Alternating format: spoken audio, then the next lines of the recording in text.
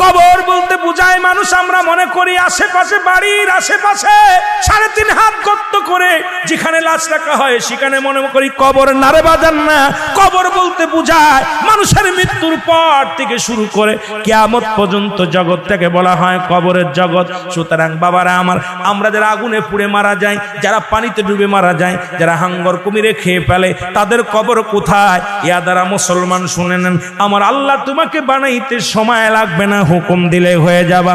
সুতরাং মৃত্যুর পর থেকে শুরু করে কিয়ামত পর্যন্ত জগৎটাকে বলা হয় কবর। এই কবরে যেদিন শোয়া দিবে, 1 নম্বরে আসবে একজন ফেরেশতা, তার নাম হলো নোমান ফেরেশতা। মুসলমান শুনে নেন, আমরা জানি কবরে শোয়ানো পর মুনকার নেকির আসবে।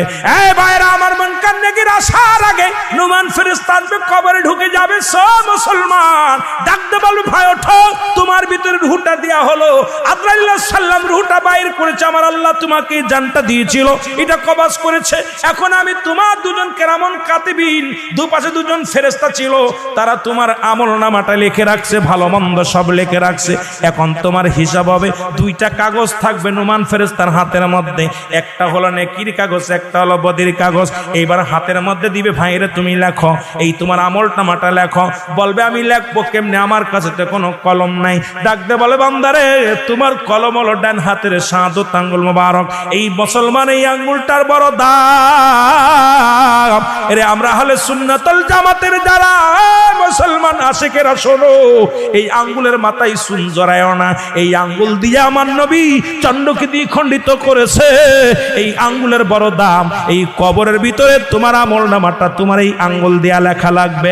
বাবার এই আঙ্গুলটার মর্যাদা তোমরা রক্ষা করবা। জোরে জোরে চিল্লায় বলো ঠিক কিনা। এবার ফেরেশতা ডাকতে, নোমান ফেরেশতা ডাকতে বলবে, এ বান্দা, এই ডান হাতের শাহাদাত আঙ্গুল মোবারক হলো তোমার কলম।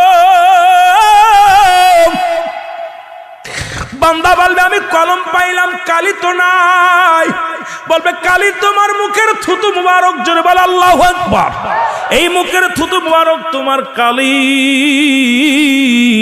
আমি আপনাদের 2টি পায়া ধরে বলে যাই, এই মুখ দিয়ে গাজায় টান দিস না, এই মুখ দিয়ে মদে টান দিস না, এই মুখ দিয়ে বিড়ি সিগারেট খাস না, এই মুখ দিয়ে কাউকে গালি দিস না।